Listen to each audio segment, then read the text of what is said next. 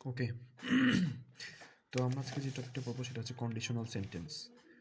আমরা জাস্ট এইটুকু মনে রাখবো, ইফ যুক্ত যে কোনো বাক্যকে কন্ডিশনাল সেন্টেন্স বলে। সো এখানে আমরা দুইটা জিনিস খালি জানবো। প্রেজেন্ট ইনডিফিনাইট যদি এক পাশে বসে, তার পাশে হয় প্রেজেন্ট ইনডিফিনাইট বসবে, নয় ফিউচার ইনডিফিনাইট বসবে। ঠিক আছে? আর যদি এক পাশে পাস্ট ইনডিফিনাইট থাকে, তার অপর পাশে বসবে would, could, might plus V1। আর যদি এক পাশে পাস্ট পারফেক্ট বসে, অন্য পাশে বসবে would have, could have, might have plus V3। ঠিক আছে? তো present indefinite, past indefinite, past perfect এক পাশে বসলে আরেক পাশে কী কী বসতে পারে, এই তিনটাই হচ্ছে মেনলি পরীক্ষা আসে।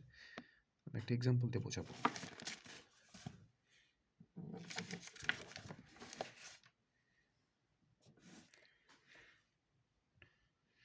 এই যে এখানে বলছে if there had been a concert today. এখানে দেখতে পাচ্ছি হ্যাড বিন আছে। হ্যাড বিন মানে কি? আমরা জানি হ্যাড প্লাস কিছু বসলে এটা হচ্ছে পাস্ট পারফেক্ট। সো এই পাশে যেহেতু পাস্ট পারফেক্ট আছে, তার আর এক পাশে কী হবে? Would have plus V3, could have plus V3, might have plus V3, এই তিনটার মধ্যে যখন একটা বসবে, এই যে উড হ্যাভ V3, গোয়ের V3 হচ্ছে গন।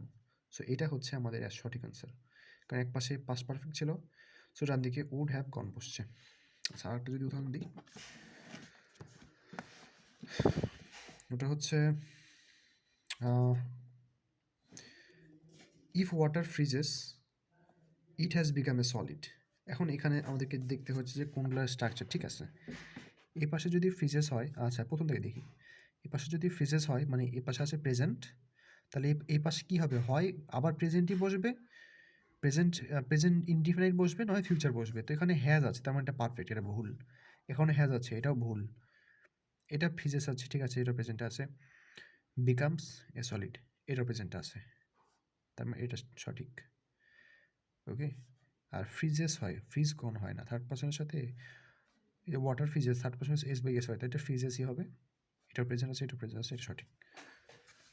এভাবেই আমরা কন্ডিশন চিনব।